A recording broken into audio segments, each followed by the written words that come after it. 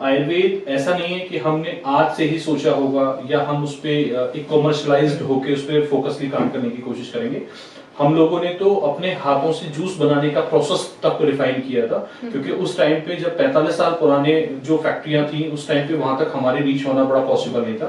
और जब फादर साहब को खुद से अपने हमारे घर पे ही, चूंकि वो बीएमएस डॉक्टर हैं, तो उन्होंने घर पे ही काढ़ा के थ्रू जो जो कह सकते हैं कि हमने आसवारिस्ट को जो बनाने का जो प्रोसेस किया है वो हमने अपने घरों में ही से ही शुरू किया है। और जूसेस का फॉर्मुलेशन हो गया, भस्म बनाना कैसे बनती है और कैसे उसको रिफाइन किया जाता है, तो वो पूरा प्रोसेस हमारे हाथों से होकर निकला हुआ है। नाइस।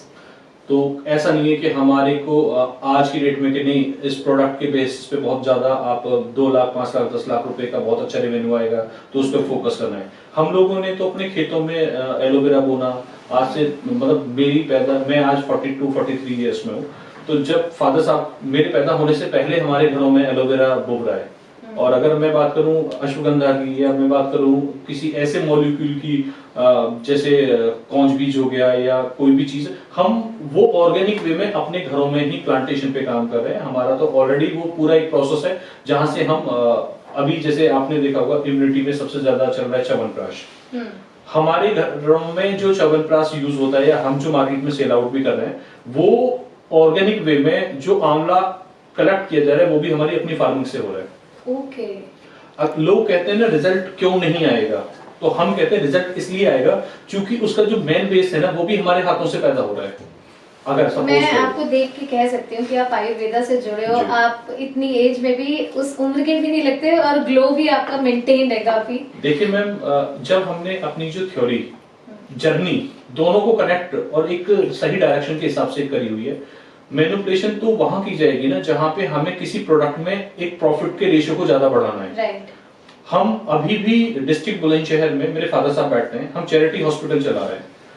अगर हम इधर से तो हजारों करोड़ कमाएं और उधर हम चैरिटी में लगाएं, उसका कोई पर्पस नहीं है। तो अपना मार्जिन लिमिट रखो जिससे लोग अच्छे हो जाएं, लोग आपके प्रोडक्ट की क्वालिटी को बेस बनाएं। राइट।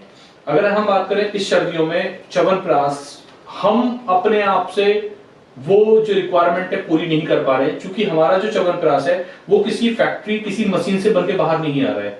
हम साफ बोल देते हैं कि आपको ये च्यवनप्राश 3 महीने में खाना है, वो इसलिए खाना है क्योंकि उसके अंदर प्रिजर्वेटिव्स नहीं डले हुए हैं। बट सर एक चीज और है जो कहीं ना कहीं हमें एक्सेप्ट करनी पड़ेगी कि आज बहुत सारी ऐसी कंपनीज हो गई हैं जो आयुर्वेदा के प्रोडक्ट्स बनाती हैं और वो दावा करती हैं कि हमारे बिल्कुल ओरिजिनल और जेन्युइन प्रोडक्ट्स हैं। तो आपके हिसाब से आरोग्य इंडिया क्यों? देखिए, आपके हिसाब से वो एक वर्ड आ गया जेन्युइन प्रोडक्ट्स का होना। वो जो जेन्युइन प्रोडक्ट है वो जेन्युइन प्रोडक्ट हम लेबोरेटरी टेस्ट कराते हैं, जेन्युइन प्रोडक्ट निकल के आएगा। लेकिन आयुर्वेद ना हमेशा भाव का भूखा होता है। उसको जब तक आयुर्वेद के उस प्रोडक्ट के अंदर भाव का एक फील ना पड़ा हुआ हो तो उसका रिजल्ट आना पॉसिबल नहीं है। सपोज करो मैंने फैक्ट्री को बोल दिया कि आप मुझे करेला जामुन पाउडर बना के दे दो, फैक्ट्री ने मुझे करेला जामुन पाउडर बना के दे दिया और मैंने क्या किया उसका लैब टेस्ट करा दिया।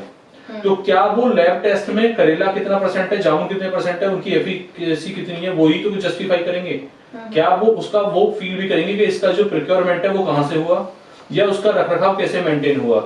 अगर मुझे पता है कि जिस बरसात के मौसम में ये कलेक्ट किया जाता है जामुन, उसको धूप में सुखाने के लिए मनाही होती है। अगर आपको धूप में सुखाएंगे तो उसका भाव खत्म हो जाएगा, वो सिर्फ एक प्रोडक्ट रॉ मेटेरियल बचा जिससे आपको रिजल्ट किसी और लेवल पे आएगा।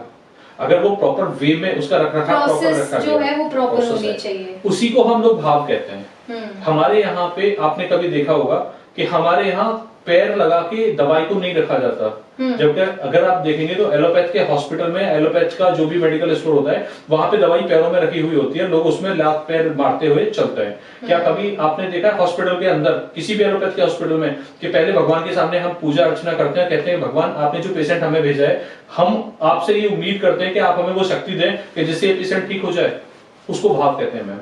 राइट। अगर हम जब तक वो फीलिंग्स के साथ काम ना करें तो फिर आयुर्वेद का बात करने का कोई पर्पस नहीं है।